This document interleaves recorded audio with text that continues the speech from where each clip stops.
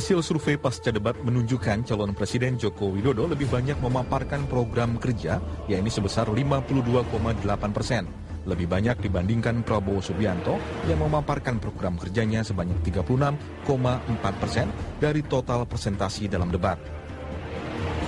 Dalam hal penguasaan masalah, Joko Widodo juga lebih unggul, yakni mampu menjelaskan masalah ekonomi dan kesejahteraan sebesar 51,8%. Sementara Prabowo Subianto sebesar 36,9%. Cara berkomunikasi kedua calon presiden juga mendapat perhatian dari para responden.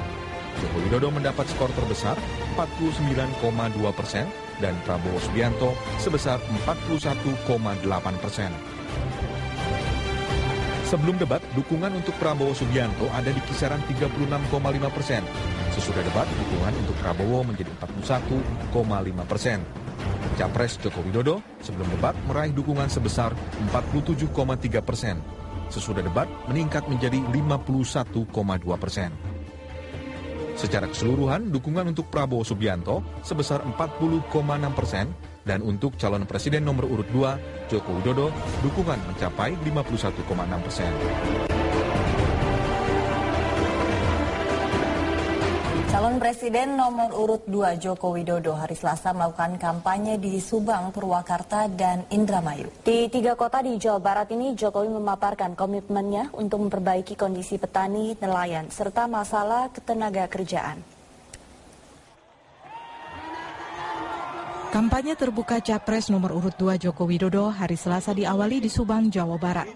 Di hadapan massa yang kebanyakan adalah petani, Jokowi mengingatkan yang dimiliki Jawa Barat yang memiliki salah satu lumbung padi nasional terbanyak. Namun sangat disayangkan petani kesulitan mendapatkan pupuk.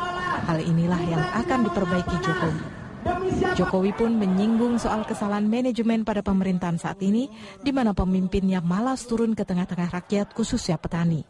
Saya kemarin banyak berbicara dengan petani. Saya tanya, benar pupuk sulit ya sekarang?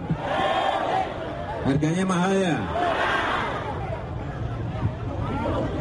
Sudah sulit, carinya mahal lagi. Oleh sebab itu, ke depan hal-hal yang berkaitan dengan petani, baik masalah pupuk, baik masalah pestisida, baik yang berkaitan dengan benih, itu pemerintah negara harus siapkan.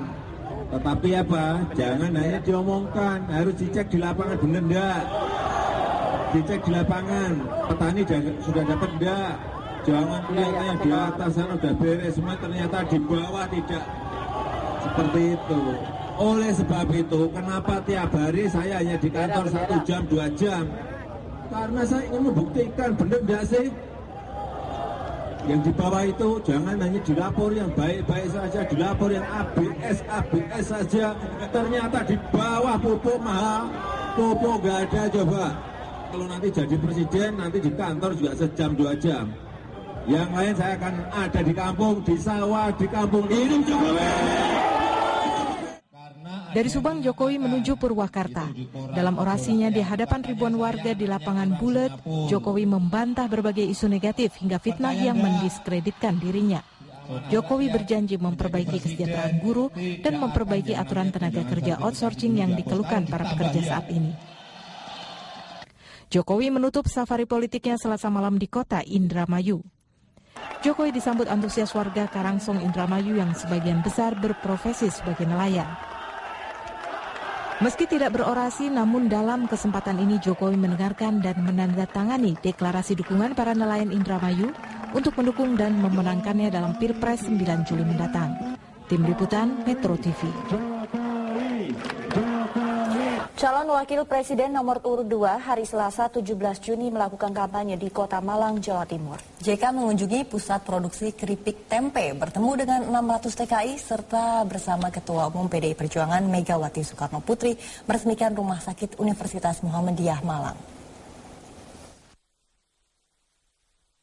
Dalam kampanyenya ke Malang, Jawa Timur, calon Wakil Presiden nomor urut 2 Yusuf Kala mengunjungi pusat produksi keripik tempe tertua di daerah Sanan. JK mengatakan kunjungannya bertujuan untuk melihat dinamika dari produk UKM sebagai salah satu bentuk pengembangan UKM dan upaya penanggulangan pengangguran sesuai visi misi Jokowi JK. jangan kurang, dan pemasaran yang lebih luas.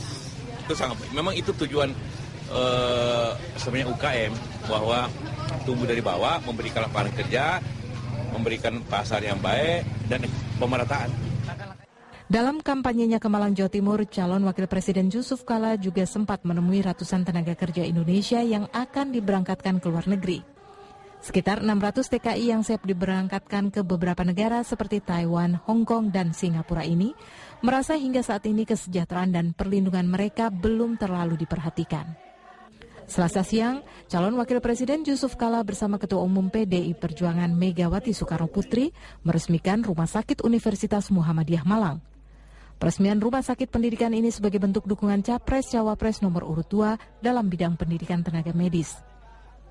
Peresmian rumah sakit ini dilakukan dengan pengguntingan pita oleh Megawati Soekarno Putri dan Yusuf Kala. Rombongan pun sempat diajak melihat kondisi dan fasilitas rumah sakit. Tim Liputan Metro TV. Calon Presiden Prabowo Subianto menggelar kampanye di lapangan Stadion Andi Matalata, Makassar, Sulawesi Selatan. Prabowo hadir bersama sejumlah pimpinan partai pengusung seperti Abu Rizal Bakri, Anies Mata, dan MS Kaban. Dalam sambutannya, Prabowo menjelaskan sejumlah peluang industri ekonomi kreatif. Prabowo akan membangun pabrik pesawat, mobil, kereta api, dan kapal laut produk dalam negeri. Menurut Prabowo, peluang industri ekonomi kreatif dapat menyelamatkan anggaran negara yang bocor sebesar 7.000 triliun rupiah setiap tahunnya. Kampanye kali ini Prabowo ditemani sejumlah ketua umum partai pendukungnya dan juga mantan ketua umum PSSI Nurdin Halid.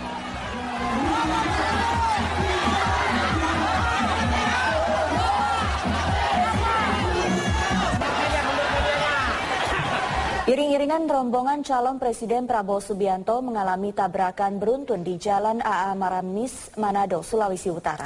Kurang lebih 6 mobil yang mengalami tabrakan beruntun. Tabrakan